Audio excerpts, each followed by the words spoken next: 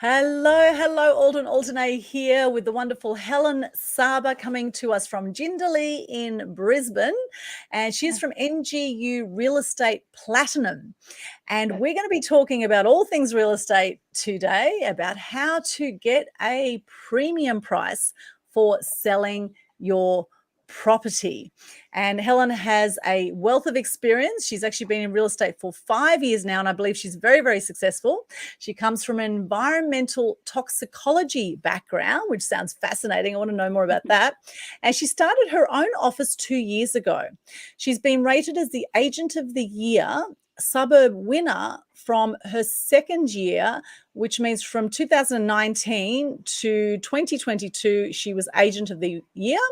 She's featured on Top Agent magazine. She's received a Prestige Agent Award from NGU, putting her at the top of the tier this year. And at the core of her business is set to providing the right advice and top quality service for her clients.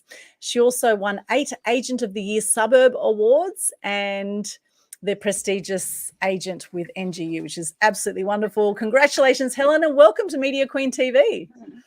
Thank you, Aldwyn. How are you? Excellent. Thank you. Thanks for joining us today. I know you're a very busy lady and obviously very, very successful in real estate. And, this is a very challenging field because there's a lot of real estate agents out there, right? So it will really take something for you to stand out, to build trust, etc., with clients. Buying property is one of the biggest things people will do in their lives. So it is massive trust factor for that. So how did you go? Very curious. How did you go from being an environmental toxicologist to being in real estate? Well, I've always been interested in real estate. So after many years in the field of toxicology, I just decided that was a time for change about 5 years ago. And I made the change, and I'm so grateful that I made that decision because I'm enjoying my work every single day. Wonderful, wonderful. And for those who don't know what is involved with environmental toxicology, what do you actually do with that? Well, it depends in which area you are specialized. I was in environmental toxicology, and I was working for regulatory system and setting sort of like a minimum exposure level for dietary intakes of different kinds of chemicals and pollutions in environment, which is quite fascinating as well. But yes, that's now I'm doing real estate. Amazing, amazing. And you're also very generous because you have also sponsored the Women in Conversation group art exhibition, which is actually launching this Sunday at One Arts in Isle of Capri, and it's going for 2 weeks or so after that. So thank you very much for your support and sponsorship of the arts. I know that Nazrin and the artists are very grateful for your sponsorship. So thank you for doing that. Thank you. Thank you. Now, real estate. So what is the trick? What are the things to do to get that premium price for your property? There is actually a lot of activities behind the scene. Coming from science background, I can say it is another realm of science by itself. So the result doesn't happen over the night. There's a lot of hard work.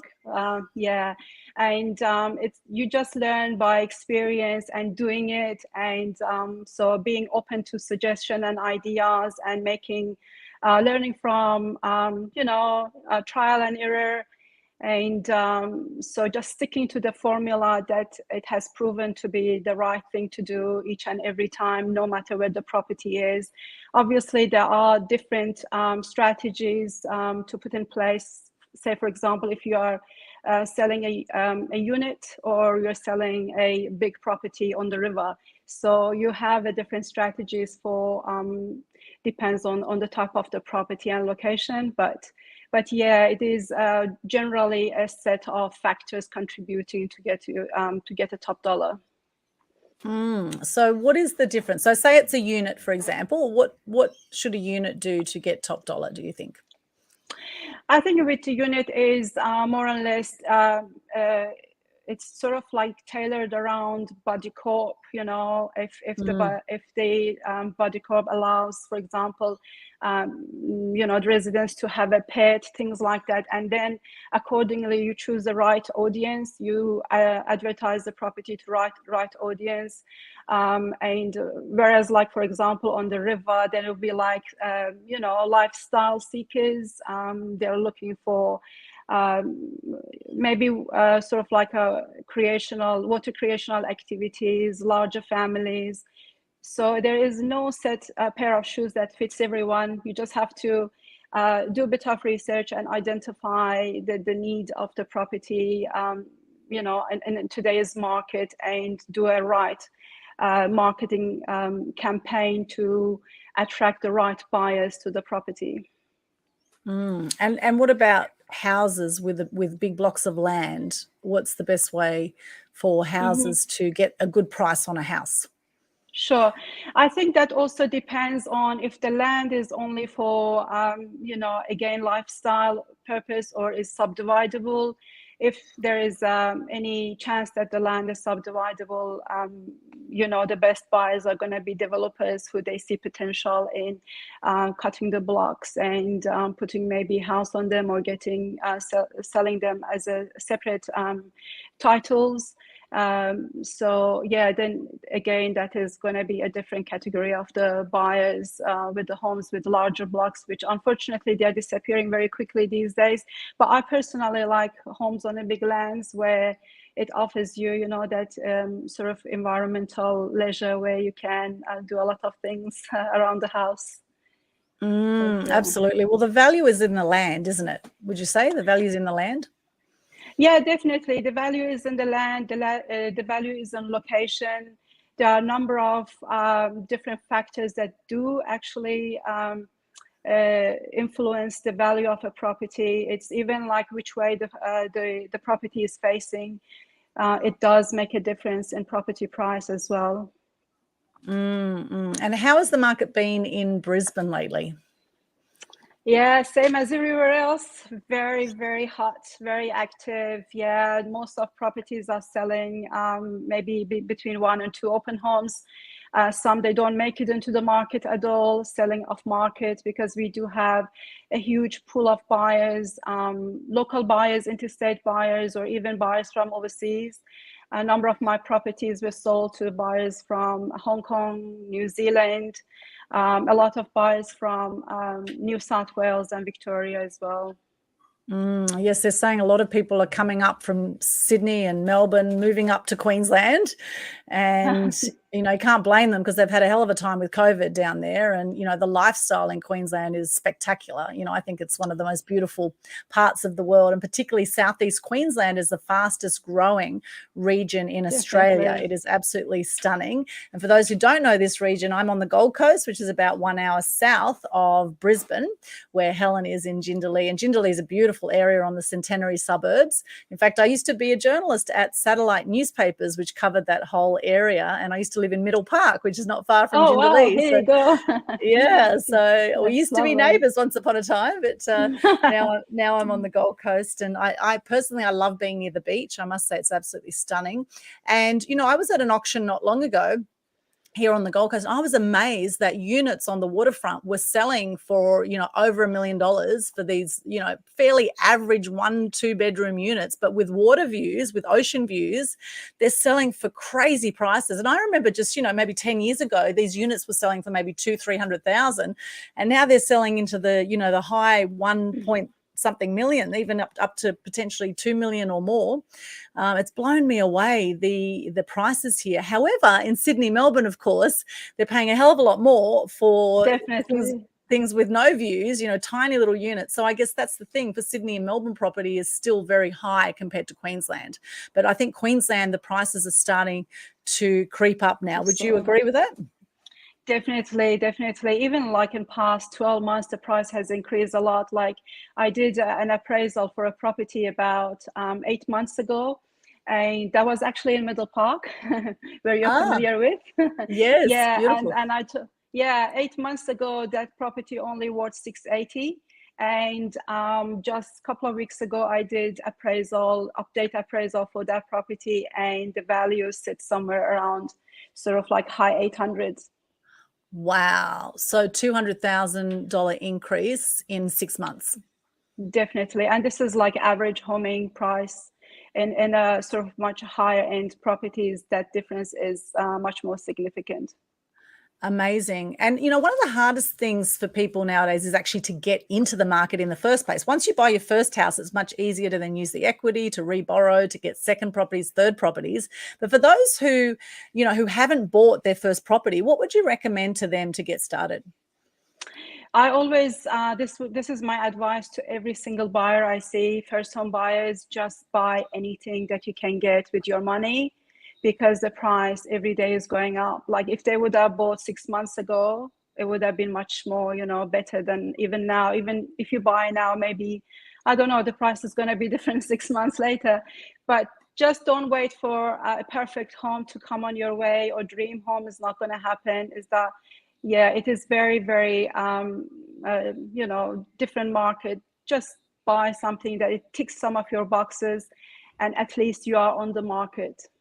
I agree. I think that's great advice. Don't let perfection get in the way of progress, right? You don't Yeah. have to buy your dream home straight away. Just Oh, buy something.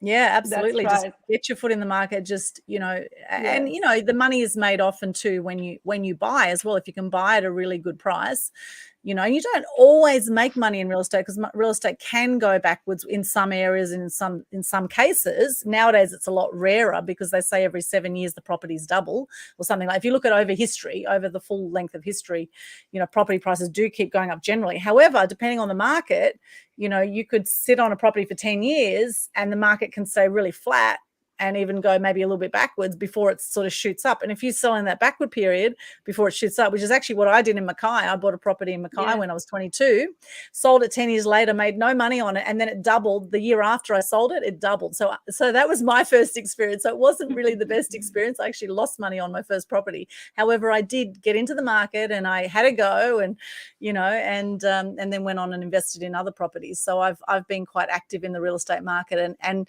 really, if you're smart about this, you can make some great money. And there's people out there that are slogging away for small amounts of money, whereas in real estate, really, you can make good money if you know what you're doing. So to get a premium price, how important is it to style your property, or to have your property really presentable? I think it's very, very important. It's like you're getting your product ready for the market, and make sure that it's in desirable condition, it's in clean condition. And when the buyers walk around your home and they go, wow, they can see themselves there, and they can see it's the value for money. It is very important to have that, spend some time and efforts and resources to prepare and present. Like, for example, one major area that maybe it doesn't cost that much money, but it does make a big difference, is landscaping around the backyard. Make sure that it seems low maintenance. It doesn't have, a lot of weeds growing, and all you need is maybe just tidy up and put some box on the garden beds. And if you have swimming pool, make sure the swimming pool is is tidy. It's not discolored when you're coming on the market, and there are no leaves raining onto the surface of the pool and all that. So but in general, I think what most of the time the sellers ask me, how can we maximize the value of our property? Look, there are four factors that do influence the value of your home. Number one, which we don't have a control over it, is location, position, layout, floor plan, and all that, which we don't have a control over that. It is what it is. But there are other three elements, three factors that we can, we do have a control over it. One of them is presentation, how we present. And second thing is how we market your property. Marketing is extremely important, although it's sometimes is overlooked by the sellers. But like, say if you go to a coffee shop and you have a coffee made in a nice big, nice, chunky mug, and there's the same ingredient set, made on the same way, but it comes in a paper cup. Which one would you go for? You like that experience and that pleasure of having it from the mug, although you're happy to pay a couple of more dollars, maybe. So how we package the property and how we place it on the market in the right place to attract the right buyers is extremely important. That's the marketing. And another thing which is highly important is the choice of your agent. So you need to make sure that your agent is, it's got a good reputation, it's got good reviews, it's got a good local knowledge, and it's got a very good negotiation skills, because at the end of the day, it comes back on negotiation. That bargaining power. That bargaining power. Yeah. Yes. Yeah. Yeah, very good, very good. I like that. And unless you, of course, you knock a house down and you build. I mean, I live in Southport on the Gold Coast, and at the end of my street, literally in the last 6 months, they have knocked down 4 houses and built 4 townhouses. And now I've just noticed, sort of just diagonally across from where I live, there's 3 houses have all sold with the one buyer, and they were not listed on the market. And I believe what's going to happen is a massive high rise is going to go across the road from where I am. I think I can build up to 13 stories or something now in this area, which used to be just a residential area. It used to be just houses. And now suddenly there's all these high rises going up all around Southport. So the zoning has changed over time, which of course, and I'm not complaining because it increases the value of my property, having your property, it increases the value of my property. So I'm not complaining. So for those that are complaining about all the developments out there, the fact is we still have a shortage of real estate because we have so many people wanting to live in Australia too. We have, masses of migration is going to start. Well, it's been happening for years, but there's going to be more migration happening, and we have a shortage of properties. So people need somewhere to live. And, I thought at one point, maybe we'd be flooded with the market with too many units, that we'd have way too many units because of these high rise. I'm like, wow, who's going to rent all these units? But interestingly, they are also going at top dollar, these units. It's quite interesting. And rentals have increased, so I guess it's supply and demand always with real estate. So with styling, now, what are some tips for styling? Now, there's many different ways you can do style, of course, but do you have any sort of general ideas, like, have light colors, or have, open up the furniture so it looks bigger, or anything like that? Do you have any sort of tips on how to style to get the top dollar? Well, styling, I think, in my opinion, starts with decluttering, minimizing, sort of, because when the buyer walks around your home, they're buying the space. So the more space, the more wall space, and the more floor space is more attractive, more desirable.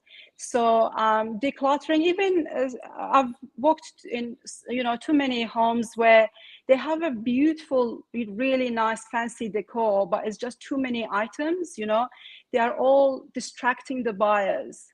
So you need to really minimize and make sure that it's almost like a blank canvas where the buyers can see themselves, can imagine themselves there. So decluttering, depersonalizing is another very important factor. Like if you have any like cultural, religious, or political items, posters or frames around the walls, just pack them away, because they are not going to make a very positive, neutral impression. And in terms of the colors, always go for neutral colors. I encourage my clients to stay away from heavily sort of, patterned, curtains or duvet covers and things like that. Just stick to light, neutral colors, and make sure that the natural light is being maximized. Just open all the curtains and blinds, and make sure all the light bulbs are in working condition. These are all part of getting, staging and presenting your home. And another thing which it's important these days is paying attention to smell and odors around the house. because more and more these days people have dogs and cats and pets and kids. So yeah, Yes. and I've noticed sometimes people just use some candles. Not every candle is going to attract the buyers. You know, make sure that Yes. they are good quality, sort of luxury scents rather than just buying $2 candle, because these are really, really important in getting you a top dollar. Mm.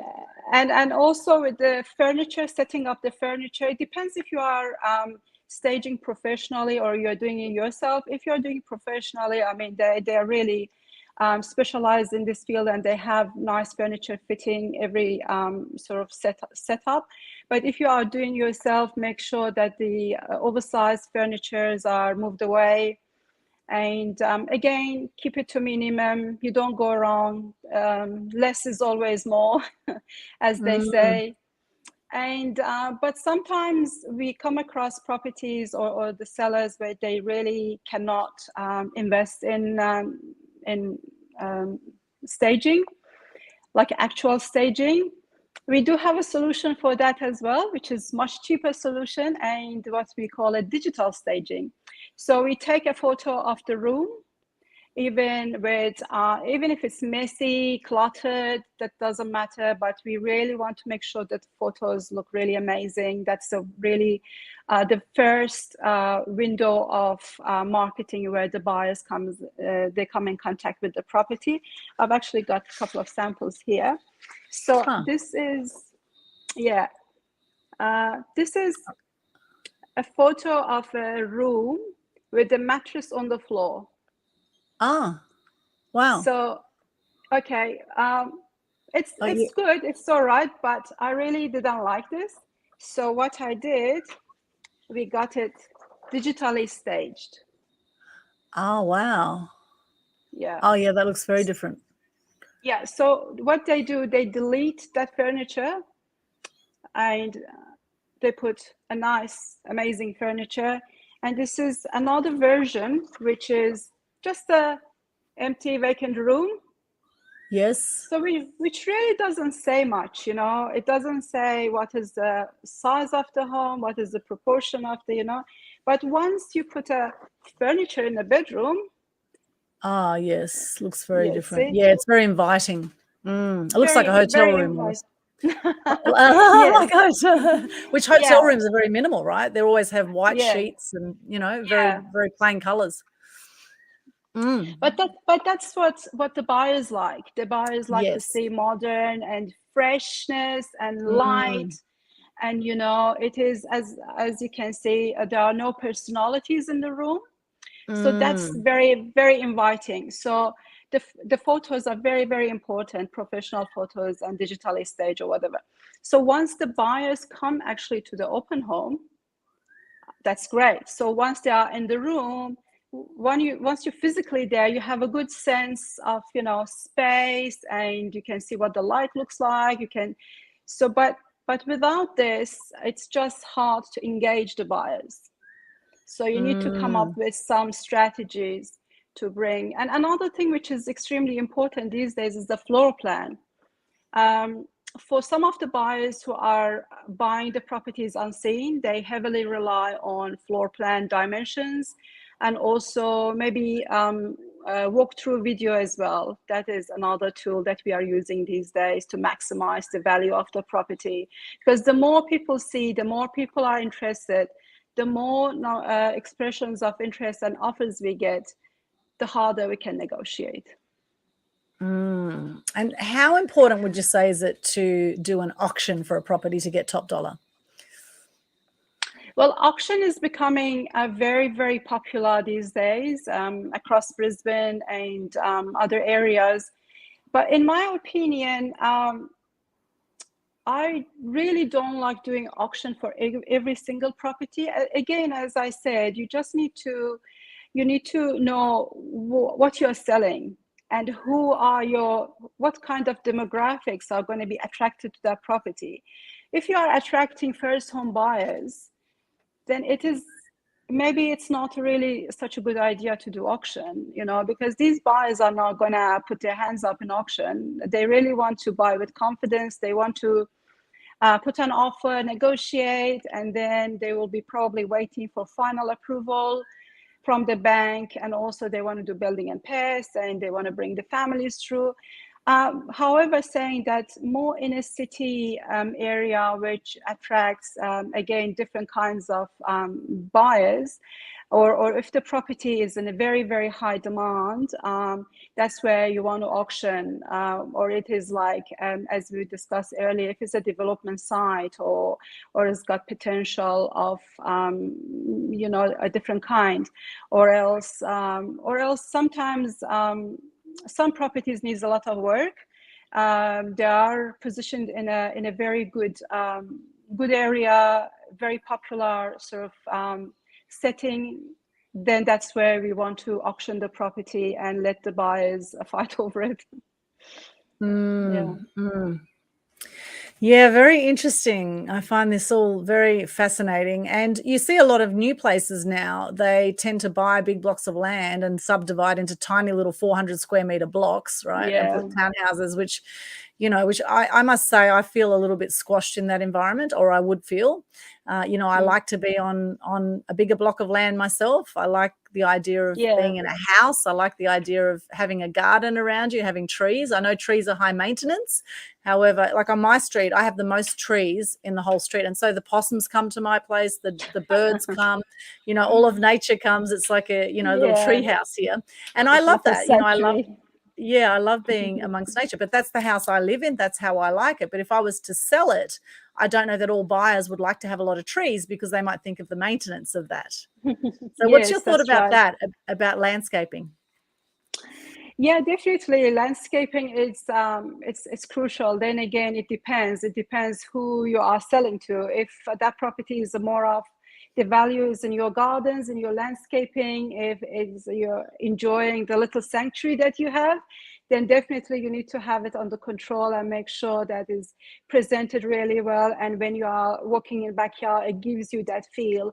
Otherwise, if I'm a buyer and if I walk through the backyard, I feel like, oh gosh, who's going to do this, And that's not going to be a value. That's going to be a deterrent. So it all depends what you have, and I mean, why did you buy it in first reason, first time yourself? And for that very reason, there will be other buyers also, looking at from that perspective. So landscaping is crucial in the properties, like acreages. Some people imagine if you buy an acreage which is completely gone out of control. So that's not going to be very exciting sale. I know a lot of people are moving into country areas, considering the craziness that's been happening with COVID, etc. So I know there's been a big rush out to the country areas. People are buying up land at the moment. I mean, the reason I bought my place, I bought this in 2002, and I actually didn't like the house when I first bought it, but I did like the block of land. It was an 850 square meter block of land in Southport. It was very central, and it was a good size block, which a lot of average blocks around this area were about 600 square meters. And I wanted a bigger block. And the other thing I liked about it was elevated, and we have nice sea breezes here. So I like the location and the sea breeze. And my dad said to me, he said, Aldwyn, you can always add character to a house later, because I always wanted something with cathedral ceilings, right? That's the kind of property I like. They're beautiful, I love that style. And the house did not have cathedral ceilings. And so Dad said, you can add the character later. So I did a massive renovation on the house, and I took half the roof off and added cathedral ceilings upstairs. So I've made it the way I want it. And now I've lived in the property 20 years. Can you believe, in the one property? I've traveled a lot in that time. However, I can tell you, if I went to sell this place now, I would need to do a lot of decluttering, and that would be challenging. So you mentioned decluttering. So what are some tips on that, on how to declutter, particularly if you've lived somewhere for a long time? Well, you need to do it gradually. Don't wait for one day. That's going to be like, oh, I have to do it now. Just do it gradually, like once in a while. Just get rid of the things that you haven't used for a long time. And these days there are actually businesses who are specialized in decluttering. That's another thing. Right. Yeah, that's a whole business. That's a Yeah. whole business. So yeah, and I think that, yeah, this sort of thing, especially with large homes, and you've lived there for past 20 years, it is going to be a gradual assignment.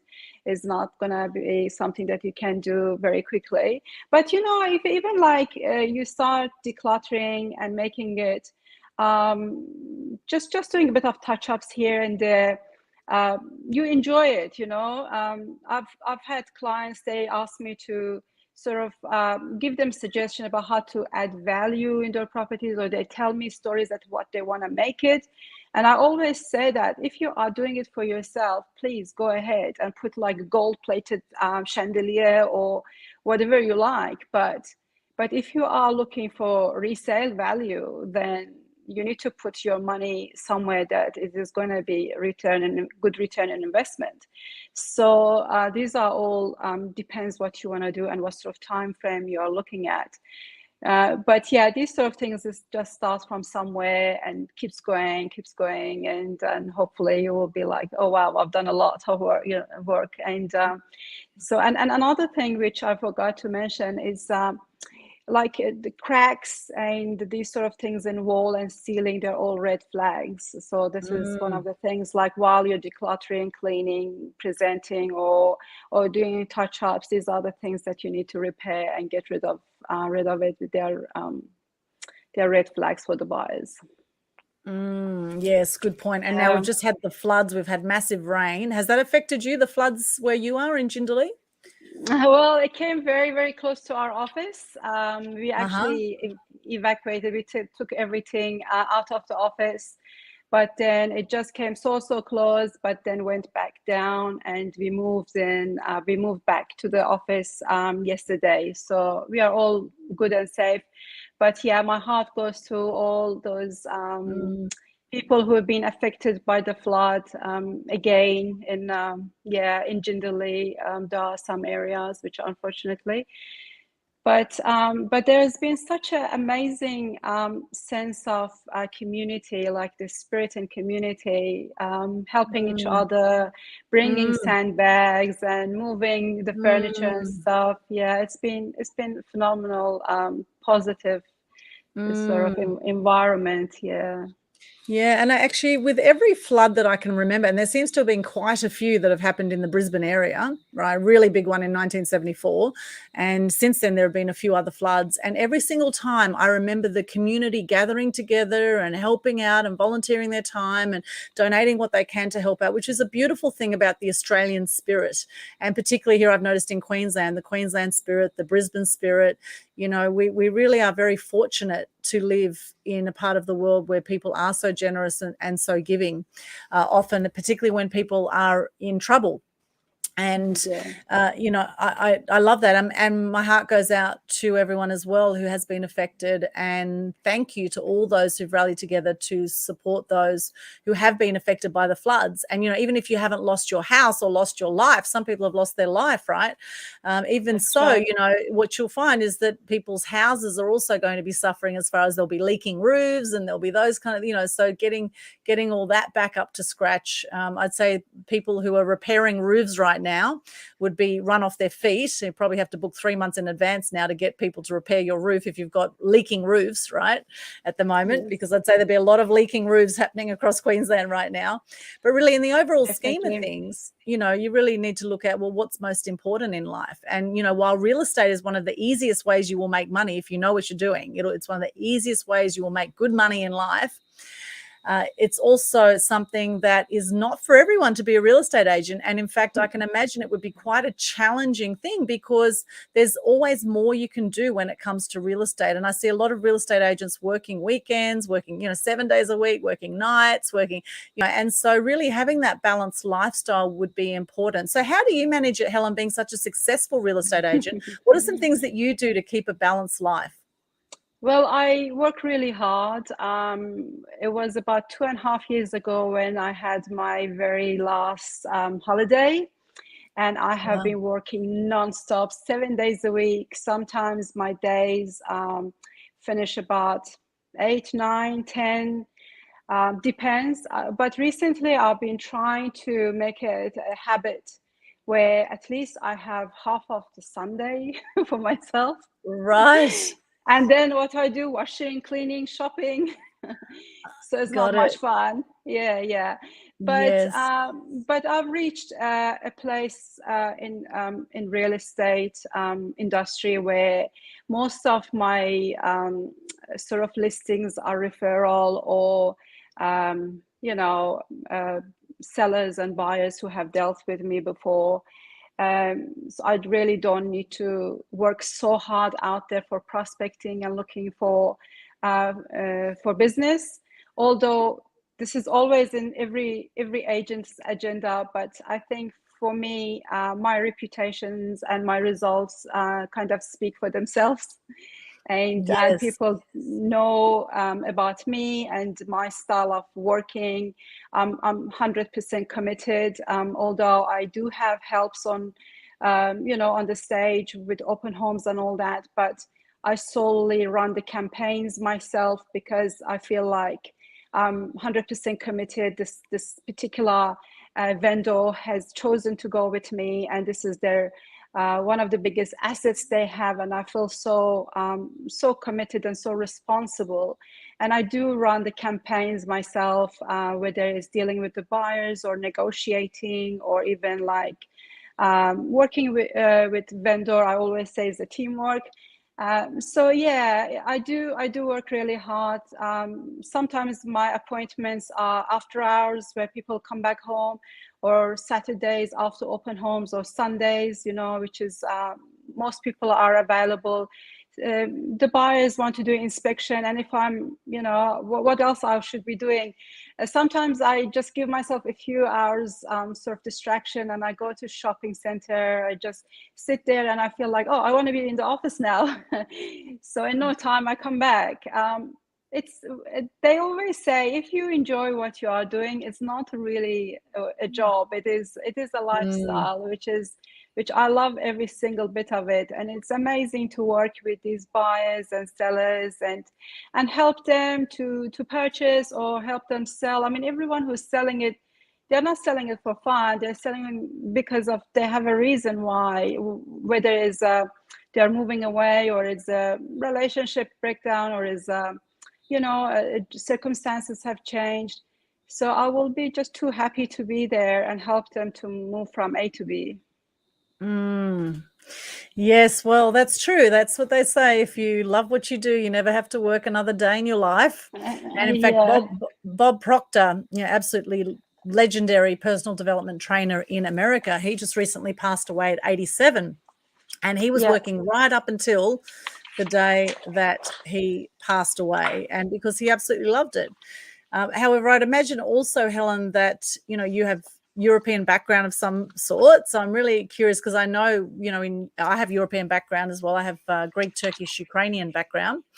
And Yeah. I know that, the work ethic in Europe is, that you have to work hard for your money, because they don't have any government payments over there, unlike Australia, where we have government payments if anyone's out of work. Over in many parts of the world, there isn't such a thing. And people actually have to work to earn money. Otherwise they'll be left, potentially homeless and potentially, without food on the table. And it's interesting times now. In fact, I just went to the supermarket earlier, and half the supermarket shelves were empty. I'm like, well, this is interesting. This is like the Hunger Games again. This is really interesting to see what's going on now. So I think becoming self-sufficient is really important. And I think this is why a lot of people are going to buy up land in the rural areas now, because they want to be self-sufficient and live off the land and not rely on the current system, for their food, etc. So can you tell me a bit about your upbringing and where you were brought up, and what was it that brought you to Australia? Oh, well, it's a long story. I was born and raised in Kurdistan, Iranian side of Kurdistan, and so there were, like, when I was a child and teenager, there were two kinds of war going on in that region, which my heart goes out to all the people in Ukraine at the moment, because I'm actually, when I see all the footages and all that, I relive those moments. Mm. So yeah, and I was also a member of Baha'i faith, which I could not really go to university and all that. So when I was doing my final year of high school, I just said to my parents, you need to get me out of this country. I need to really get out and invest on myself for a better future. So I was at age 19, I left the country. And it wasn't like you catch a flight and you have a visa, you're going out. It wasn't like that. So I had to cross the border on foot from Iran to Pakistan. Oh. So yeah, so I lived in Pakistan for 2 years as a refugee, and then eventually I end up in New Zealand, Oh. which, yeah, so when I arrived in New Zealand, I really could not speak any English because we never spoke English. So then I had to start learning the language, learning the culture, and also I wanted to go to university, and I had to, just start from somewhere. So the first number of years was very, very difficult. And I was on my own. So I had to work hard, make a living from, from my own income, and save for university years, and also learn the language. I remember when the first year uni, my biology book, as much as there was English in it, it was equivalent. No, it was full of Farsi as well. So you could not find any room on my biology book, because biology is a very different language. It's a hard language, I was okay with maths and physics and all that, but biology. So anyway, but then as time went on, I realized, oh wow, I don't need dictionary anymore. And I was learning the language, I was studying, and so first year uni was a massive shock to the system, because it's not only the language of the science, but also the way we used to study. We used to just stick to textbook, but whereas here it was very different. So anyway, after some times, I learned how to adjust myself and learn the culture. This is actually a very, very important point, which I always want to encourage all the communities who are coming from outside Australia. We need to put all the barriers away. We need to learn from each other. Like for me, there are certain things in Kurdish culture, in Persian culture, which I love and I'm going to keep. But I'm also open-minded to learn from everyone else. Like I speak only little bit of Urdu and I speak Turkish, and so when people come to my open home, if I figure out they're Pakistani, I just I greet them in Pakistani language, and I say a little bit of here and there, and they just instantly, that barrier goes away. So Yes. it's so important for us to be accepting each other, and as I said, just the diversity of cultures are amazing. So we always say that we are like flowers of one garden. We all come in different colors, different shapes, but adds to the beauty of the garden in Australia. So let it be, And Yes. but yeah, then after a number of years in New Zealand, we migrated to Australia. So Australia became a home. So I have been here for a long time now. Okay. Wow, what a story. Amazing. And gosh, I feel for you, because, there were a lot of people who are running away from wars in Europe, and what we're seeing now is absolutely atrocious. There are no winners in war. What's happening with Russia and Ukraine right now, and it's very, very sad. And I actually have some family in the Ukraine, so it's been quite an emotional journey. However, there's some things we can't control, and this is one of those things we can't control, is whether the wars are happening. There's only so much we can do as an individual around that. We can send love in that direction, and we can pray, and we can do those kind of things, but but really at the end of the day, we just have to stay strong within ourselves for those around us, because otherwise we'll just end up breaking down and being a mess if we don't, right? So good on you for getting out of there at that time when it was war torn, and no doubt that would have been very difficult for you at the time. I can just imagine. And English is one of the hardest languages that you can learn. So it is, like we have like there and there, 3 different spellings, 3 different meanings for there and there. I mean, I must say, I grew up speaking Turkish. My parents were born in Turkey. So I know a little bit of Turkish, like Nasılsın, and I know a few little things. Right, Nasılsın is how are you? How are you? Yeah. Nasılsın? Güle güle. Güle güle. Yes, yeah. So I grew up speaking Turkish a little bit in Sydney. I was a first generation Australian. I was born in Sydney with Greek, Turkish, Ukrainian background. And when I started to study English, what was happening is the English in the Turkish language, instead of saying I am here, you say here am I. In Turkish, it's like the opposite way around. And so it was really confusing me when it came to learning English. And so I actually parked the Turkish and I just studied English, like I'd say religiously, like a lot. I actually ended up loving English, and I studied a lot of poetry, and I actually became very, very good at English. In fact, I topped the class in English through high school, and then became a journalist. And, with European background, my English was better than a lot of people who had many generations of Australian background. However, the beauty is now Australia, is such a multicultural country. And thankfully now there's not as much racism as there used to be. There used to be a lot of racism in Australia, and a lot of people did not understand, people from other countries. They thought they had this poverty mentality that people from other countries are taking their jobs. Well, actually, in Australia, it's people from other countries that have built Australia often, right? It's people like Sahil Aberdeen, as we know. Sahil Aberdeen runs Sunland Group. We've got Jim Raptus runs a Raptus Group. Like these are people that have come from Europe, from Greece, and from those parts of Europe. Of course. And the thing is, we are one race. We are the human race. And I was actually doing an interview earlier today with a lady called Loretta McNary, who is in Tennessee, and she's African-American in Tennessee. Amazing lady. She looks a bit like Oprah. She has her own media network over there. And that's exactly what she said. We are one race. We are the human race. Just like you say, like flowers in a garden.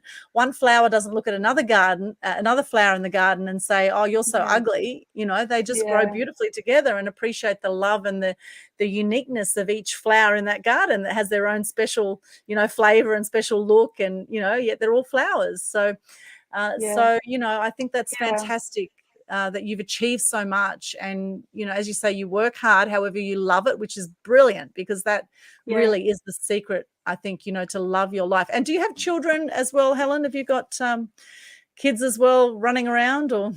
No, my boys are growing up now, so they are more independent. That's why I have so much time for real estate, which is a good timing. How old are your boys? How old are your boys? Younger one is 18, older one is 23. Oh, nice. Yes, they can look after themselves now. They can start looking after you soon, right? Yes, I hope so. That's the culture. That's the culture. Yeah. And I do love that about the European culture. So warm.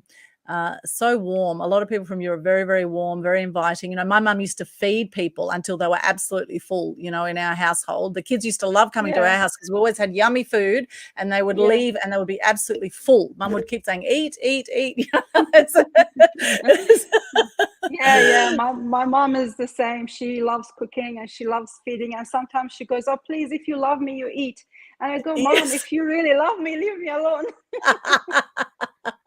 Yeah, they say if you want to live longer, eat less. But of course, there's a lot of association with food and love when it comes to European countries. In fact, a lot of countries, right? We love our food, right?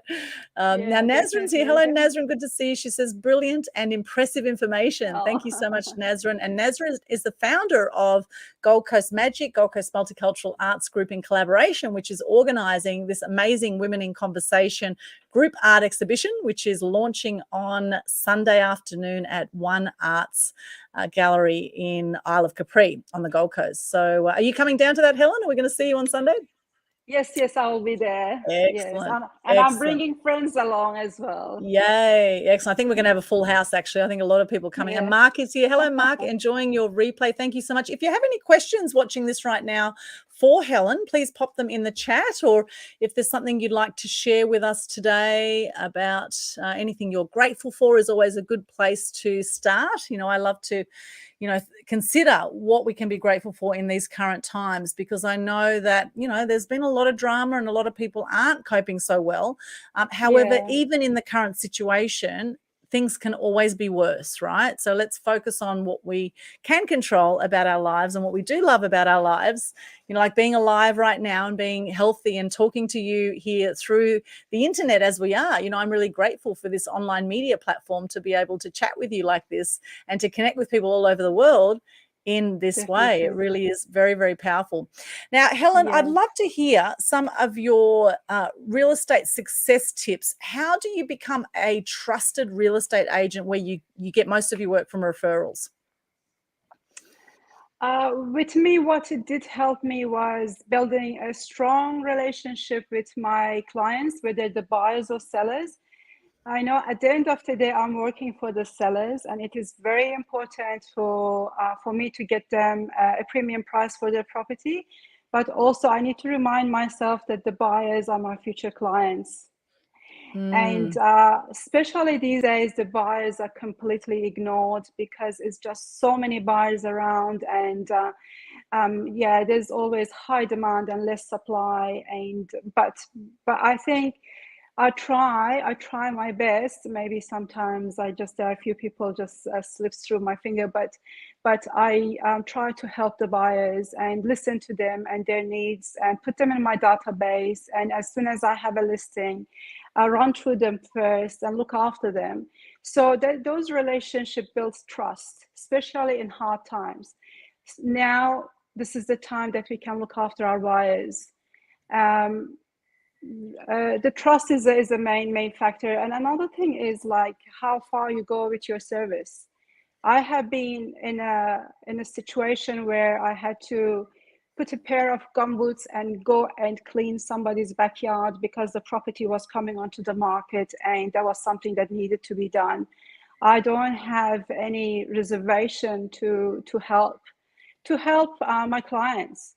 So it is the service, the trust, the relationship, and always being there, trying to return every single phone call as much as you can. Keep the communications going, and definitely hard work behind all this.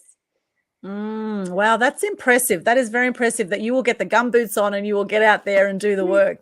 Not many real estate agents will do that. That is very impressive. I had a situation where I took my couch and my coffee table to a property, which it had, we had to stage it in a minimal sort of, manner to actually put it on the market. So yes, there is no limits. There's no limits in this world. You can do everything. And to be honest with me, I always focus on service. That is my prime focus. And then the reputation, the reviews, and the money comes afterwards.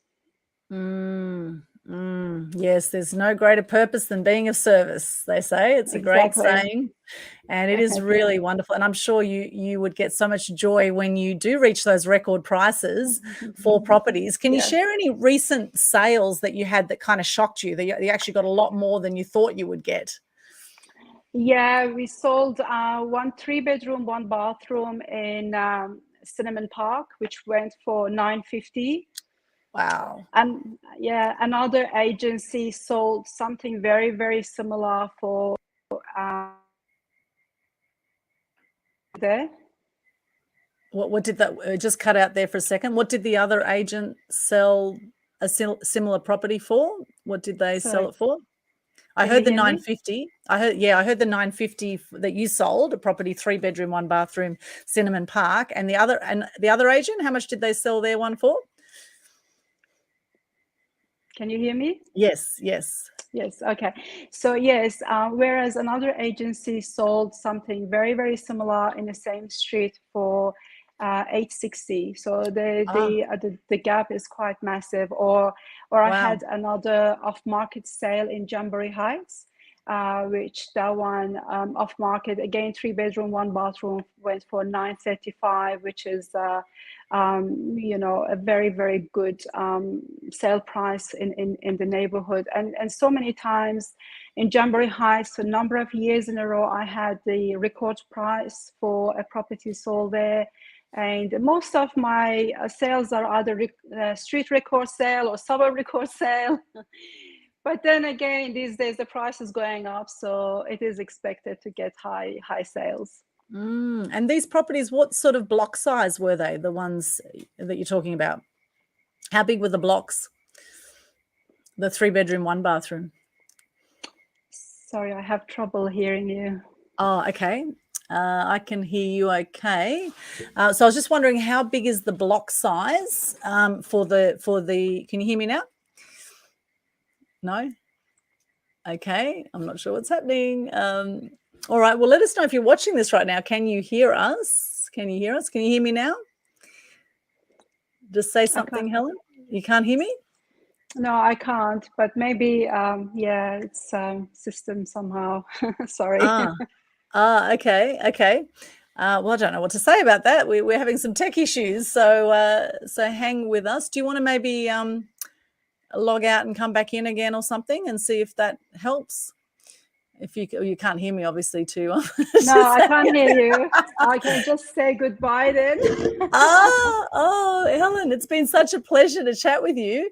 We've been talking for nearly an hour anyway, and it's been absolutely wonderful. Now, I know for those watching this that you can. Thank you for having me. Thank you, Helen. Thank you so much. And we'll share your the link here. ratemyagent.com.au is where Helen had very good reviews there, ratemyagent.com.au, and you can connect with her at NGU Real Estate Platinum. So there's quite a few NGUs around, but she runs the Platinum one, and it is here in Jindalee, so I'll just share that one with you, NGU Real Estate Platinum.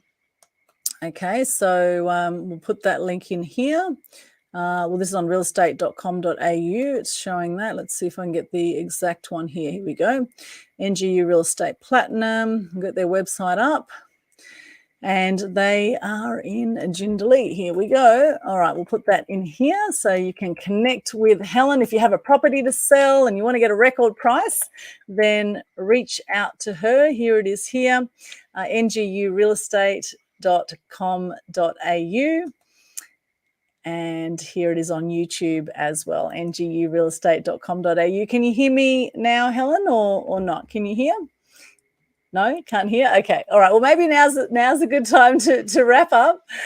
Thank you so much for joining us, Helen. It's been such a good interview. Wow. I would love to keep chatting, but we will chat on Sunday at the Women in Conversation group art exhibition launch, 3 till 7 p.m. at One Arts Gallery in Isle of Capri.